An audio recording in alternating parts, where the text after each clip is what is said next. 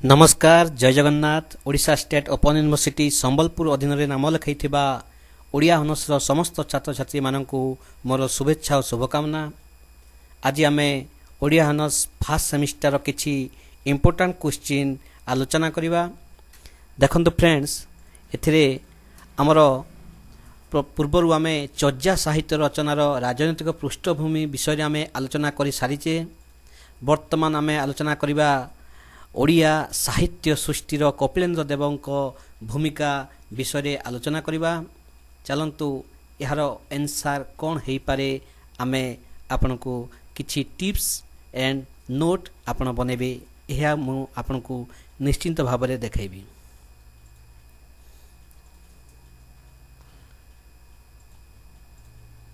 देखंतु फ्रेंड्स,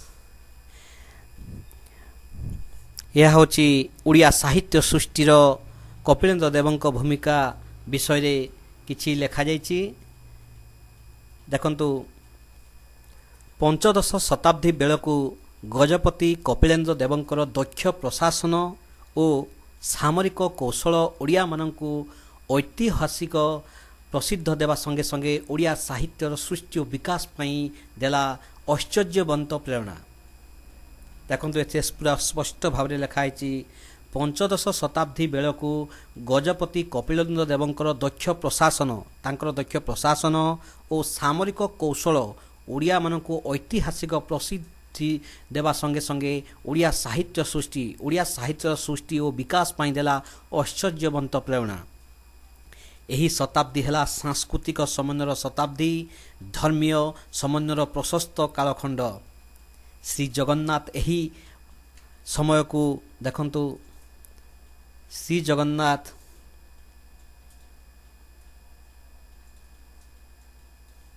देखंतु फ्रेंड्स, एठी लिखाई श्री जगन्नाथ यही समय को ओडिशार सर्वपूज्य जातीय देवता ओडिशार राजाधिराज रूपे प्रतिष्ठित सकल धर्मर दर्शन से होइचंती। समन्वयर प्रतीक एपरि एक धर्मीय परिस्थिति सृष्टि होइथिबा बेले ओडिया भाषा सृष्टि होइछि नूतन प्राण प्रवाह। संस्कृत बंधनरु ओडिया भाषा मुक्तिकामी होइछि। भाषा को मिलिछि मार माटीर सनंद होइछि माटीर भाषा। सही भाषा रे प्रथम करी लेखाइछि ओडिया जातिर समृद्ध परिचय। पूर्वरु ओडिया भाषार किछि मान्यता नथिला, ताहा संस्कृत भाषा रे मिसिकी रहिथिला। किंतु कपिलेन्द्र देवଙ୍କ राजत्व समय रे ओडिया भाषा रो नूतन मान्यता पाइथिला एवं ओडिया भाषा श्री शारदा दास को रचना रे ओडिया भाषा संस्कृत बंधन मुक्त होई ओडिया भाषा मार माटीर सनंद भाषा बोली एथिरे पूरा स्पष्ट भाव में वर्णना करा जायछि। शारदा दास होइचंती माटीर महाकवि स्वरूपकाय। शारदा दास होइचंती महाकवि स्वरूपकाय। ओडिया मनीषर भाषा को से करनेले साहित्यर दरबार को, माटी मनीष को से स्थान देले साहित्यर पृष्ठारे। स्वर्गर देवता मान को माटी मनीष परिणत करदेले। माटीर मनीष को से स्वर्गर देवता पर्यायर उत्तीर्ण करनेले। मर्त्य और स्वर्ग को से नहीं आसिले गोटे बिंदु को। धर्मरु संकीर्णतार आवरण को उठे देले।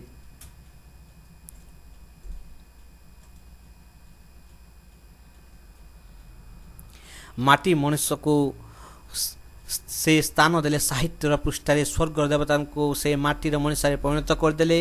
माटीर मनुष्य को से स्वर्गर देवता पर्याय उत्तीर्ण करनेले। मर्त्य और स्वर्ग को नहीं आसिले गोटे बिंदु को। धर्मरु संकीर्तनार आवरण को उठे देले। एक प्रसारित दृष्टिकोण नहीं धर्म को रखिले। राजा प्रजा जमिति हो गले गोटे धाड़ीर मनीष। समाज वृत्तरु अधर्म अनीति अन्याय अभिचार पाप जावतीय अपकर्म को दूरे देले। धर्म नीति और आदर्श प्रतिष्ठा पाई आह्वान देले। से पुणी निजको परिचित करे देले सूर्यमुनि भाव में। से जो भाषार साम्राज्य गठन कले ताहा ओडिशा माटीर सांस्कृतिक साम्राज्य। तेणु ओडिशा साहित्यर विकास मार्ग में शारदा दासଙ୍କ रचनार आधार विशेषत्व तथा ओडिया भाषार କୌଳିନ୍ୟ ବିଷୟରେ ଜାଣିବା ପାଇଁ ତତ୍କାଳୀନ ରାଜନୈତିକ ଇତିହାସକୁ ଅନୁଧ୍ୟାନ କରିବା ଆବଶ୍ୟକତା ଅଛି। ଦେଖନ୍ତୁ, ଶାଳ ସାହିତ୍ୟ ରାଜନୈତିକ ମୂଲ୍ୟ କ'ଣ ଥିଲା? ଶାଳ ସାହିତ୍ୟରେ ଗଙ୍ଗରାଜା ଚୋଡ଼ଗଙ୍ଗଦେବ ଉଚ୍ଚକାଂକ୍ଷୀ ରାଜା ହୋଇଥିବାରୁ ସେ ନିଜ ପ୍ରଶାସନିକ ଦକ୍ଷତା କଳିଙ୍ଗ ରାଜ୍ୟ ମଧ୍ୟରେ ସୀମାବଦ୍ଧ ନ ରଖି ପଡ଼ୋଶୀ ରାଜ୍ୟ ଅଧିକାର ପ୍ରତି ମନୋନିବେଶ କଲେ। ଏଥିପାଇଁ ପ୍ରଥମେ ସେ ଉତ୍ତରର ଉତ୍କଳ ରାଜ୍ୟକୁ ଆକ୍ରମଣ କରି ଦୁର୍ବଳ ସମବଂଶୀ ରାଜା କର୍ଣ୍ଣକେଶରୀଙ୍କୁ ପରାସ୍ତ କଲେ। ଫଳସ୍ୱରୂପ ସକଳୋତ୍କ ରାଜ୍ୟ ସ୍ଥାପନ ପରେ ସେ ପରେ ଦକ୍ଷିଣରେ ଚୋଳ, ଉତ୍ତରରେ ପାଳ ଏବଂ ପଶ୍ଚିମରେ କଲଚୁରୀ ବଂଶୀୟ ଶକ୍ତିଶାଳୀ ପଡ଼ୋଶୀ ରାଜ୍ୟମାନଙ୍କ ସହ ବାରମ୍ବାର ଯୁଦ୍ଧ କରି ନିଜର ରାଜ୍ୟ ସୀମାକୁ ସୁରକ୍ଷିତ କରି ରଖିଥିଲେ। ବିଶେଷ କରି ଗଙ୍ଗ ଓ କଲଚୁରୀ ଯୁଦ୍ଧ 100 ବର୍ଷ ଧରି ଚାଲିଥିଲା। ଶେଷରେ ଚୋଡ଼ଗଙ୍ଗଦେବ ପୁତ୍ର ତୃତୀୟ ଅନଙ୍ଗ ଭୀମଦେବ କଲଚୁରୀ ପରାସ୍ତ କରି କୌଶଳକୁ ଶଳକୋତ୍ତର ଏବଂ ପୁରୁଷୋତ୍ତମ ରାଜ୍ୟରେ ମିଶାଇବା ପରେ ଏହାର ନାମକରଣ ଓଡ଼ିଶା ହୋଇଗଲା। ଶକ୍ତିଶାଳୀ କଲଚୁରୀ ପରାସ୍ତ କରିଥିଲେ ମଧ୍ୟ ଏମାନଙ୍କ ସହ ଶତ୍ରୁତା ଆଚରଣ କରି ବନ୍ଧୁତା ସୂତ୍ରରେ ବାନ୍ଧି ରଖିବାକୁ କଲଚୁରୀ ରାଜକୁମାର ପରମାଡ଼ି ଦେବ ଓ ପରମାର୍ଥୀ ଦେବଙ୍କ ସହ ନିଜ କନ୍ୟା ଚନ୍ଦ୍ରିକା ଦେବୀଙ୍କୁ ବିବାହ କରାଇଥିଲେ। ଏହି ନୂତନ ସମ୍ପର୍କରେ ବିଶେଷତ୍ୱ ହେଲା ନରସିଂହ ଦେବଙ୍କ ସମୟରେ ଉତ୍ତରରେ ଗଙ୍ଗା ନଦୀ ଅପର ପାର୍ଶ୍ୱରେ ଥିବା ରାଢ଼ ବୀରେନ୍ଦ୍ର ଶକ୍ତିଶାଳୀ ମୁସଲମାନ ଶାସକଙ୍କୁ ଶୋଚନୀୟ ଭାବରେ ଓଡ଼ିଆ ସେନା ପରାସ୍ତ କରିଥିଲେ।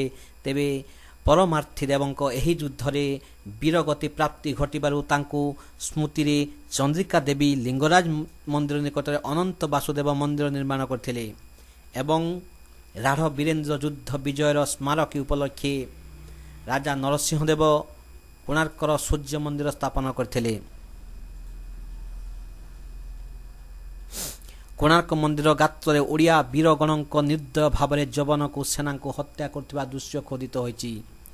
ଓଡ଼ିଶା ସରକାରଙ୍କ ପ୍ରତୀକ ଭାବରେ ଗୃହୀତ ଚିହ୍ନରେ ଅସ୍ତ୍ର ସଜ୍ଜିତ ବୀର ଓଡ଼ିଆ ସୈନିକ ଯୁଦ୍ଧ ଅଶ୍ୱକୁ ପରିଚାଳିତ କରିବା ଏବଂ ରାଢ଼ ବୀରେନ୍ଦ୍ରର ମୁସଲମାନ ସେନାଙ୍କୁ ପାଦରେ ଚାପି ହତ୍ୟା କରୁଥିବା ଦୃଶ୍ୟ ରହିଛି। ଏହି ସମୟରେ ବୃହତ୍ ଓଡ଼ିଶା ରାଜ୍ୟକୁ ତିନି ଶକ୍ତିଶାଳୀ ମୁସଲମାନ ପଡ଼ୋଶୀଙ୍କ ଠାରୁ ଓଡ଼ିଶାକୁ ସୁରକ୍ଷିତ ରଖିବା ପାଇଁ ବାରମ୍ବାର ଯୁଦ୍ଧ ଅଭିଯାନ କରିବାକୁ ପଡ଼ୁଥିଲା। ପ୍ରାକୃତିକ ଅଭିନବ ଭୂମିରୂପ ଅନୁସାରେ ଓଡ଼ିଶା ନଦୀନାଳ ବେଷ୍ଟିତ ଅଞ୍ଚଳ ହୋଇଥିବାରୁ ଏବଂ ଏହାକୁ ସହଜକ୍ରମେ ଅତିକ୍ରମ କରିବା ପାଇଁ ତଥା ଯୁଦ୍ଧରଥର ଅଭାବ ପୂରଣ କରିବା ପାଇଁ ପୁଣି ଥରେ ପ୍ରାଚୀନ ପଦ୍ଧତିକୁ ଅନୁସରଣ କରିବା ଗଙ୍ଗବଂଶୀମାନେ ଯୁଦ୍ଧରେ ହାତୀମୁଖ୍ୟ ଆୟୁଧ ଭାବରେ ଗ୍ରହଣ କରିଥିଲେ ଓ ନିଜକୁ ଗଜପତି ଭାବରେ ଯୁକ୍ତ କଣ୍ଠରେ ଘୋଷଣା କରିଥିଲେ। ଏହା ପୂର୍ବରୁ ଶଳଦ୍ଭବ, ଭୌମକର ଏବଂ ସମବଂଶୀମାନେ ଅଶ୍ୱବାହିନୀଙ୍କୁ ଗୁରୁତ୍ୱ ଦେଉଥିଲେ।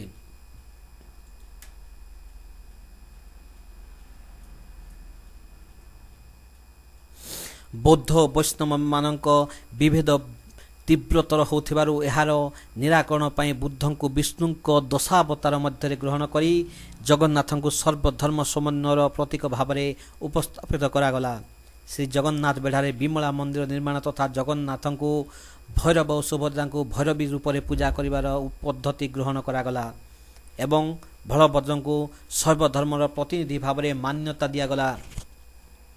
ଦକ୍ଷିଣରେ ଚୋଳ ରାଜା କୁଲତୁଙ୍ଗ ବିଷ୍ଣୁ ମୂର୍ତ୍ତିଙ୍କୁ ସମୁଦ୍ରରେ ଫିଙ୍ଗି ବୈଷ୍ଣବ ଧର୍ମୀଙ୍କୁ ଉତ୍ପାଦନ କରିବା ଓ ଶୈବ ଧର୍ମୀଙ୍କୁ ପ୍ରୋତ୍ସାହିତ କରିବା ଉଦ୍ଦେଶ୍ୟରେ କାବେରୀ ନଦୀ ତଟରେ ବିଶାଳ ବୃହଦେଶ୍ୱର ମନ୍ଦିର ନିର୍ମାଣ କରାଯାଇଥିଲା।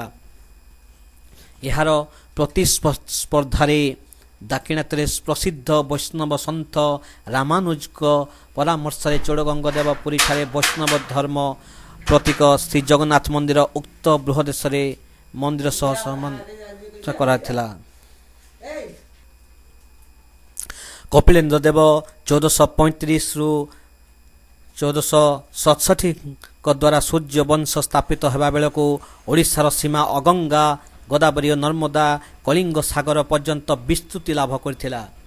ଜଗନ୍ନାଥ ଏହି ଭୂଖଣ୍ଡର ଆରାଧ୍ୟ ଦେବତା ଭାବରେ ପ୍ରତିଷ୍ଠିତ ହୋଇସାରିଥିଲେ, ଅର୍ଥାତ୍ ଏହି ସମୟରେ ଜଗନ୍ନାଥ ହିଁ କେବଳ ଓଡ଼ିଶାର ରାଜା। ତେଣୁ କପିଳେନ୍ଦ୍ରଙ୍କ ପ୍ରତ୍ୟେକ ରାଜା ଘୋଷଣା ଶ୍ରୀ ଜଗନ୍ନାଥଙ୍କ ନାମରେ ଲେଖାଯାଉଥିଲା।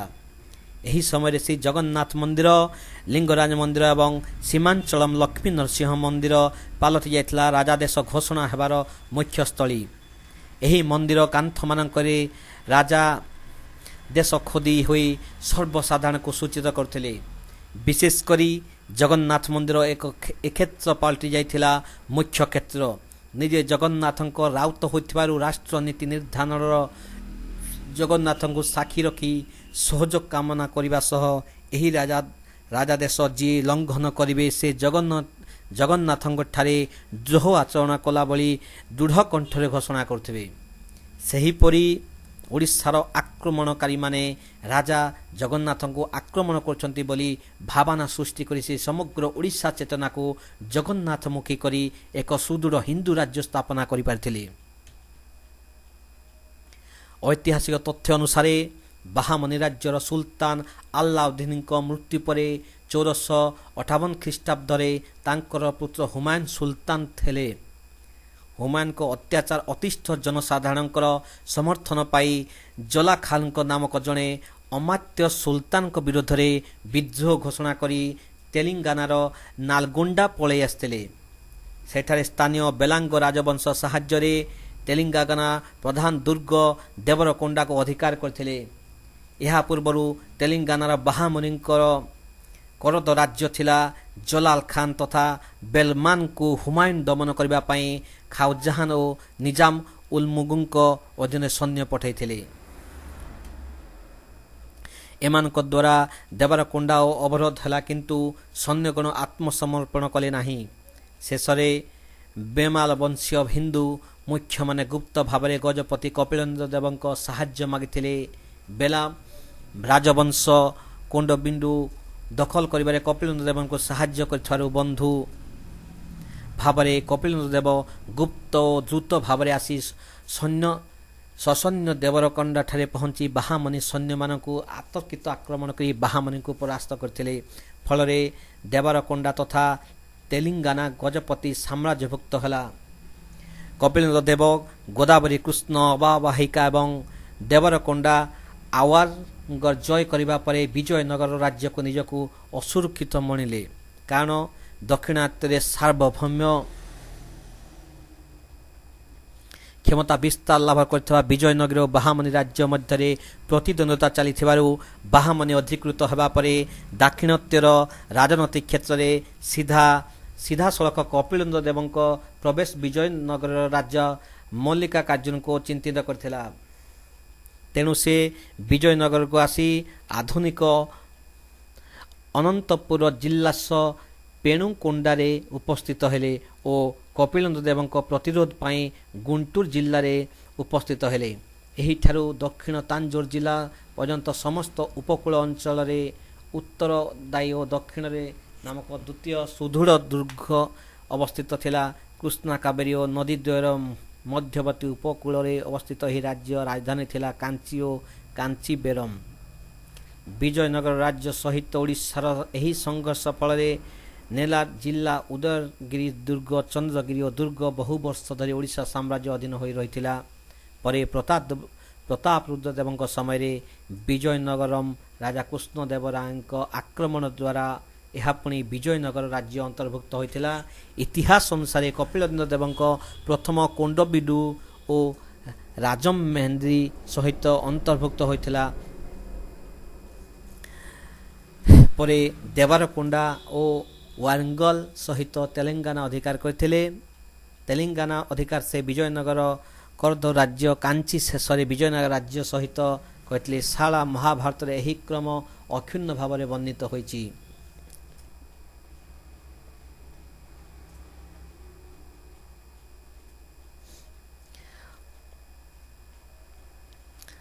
ଓଡ଼ିଆ ସାହିତ୍ୟ ସୃଷ୍ଟିର କପିଳେନ୍ଦ୍ର ଦେବଙ୍କ ଭୂମିକା ଏହିପରି ଭାବରେ ଓଡ଼ିଆ ସାହିତ୍ୟ ସୃଷ୍ଟିର ଓଡ଼ିଶା ମାଟିର ଭାବନାକୁ ସେ ବଜାୟ ରଖିଥିବାରୁ ତାଙ୍କୁ ଅଶେଷ ଅଶେଷ ଧନ୍ୟବାଦ।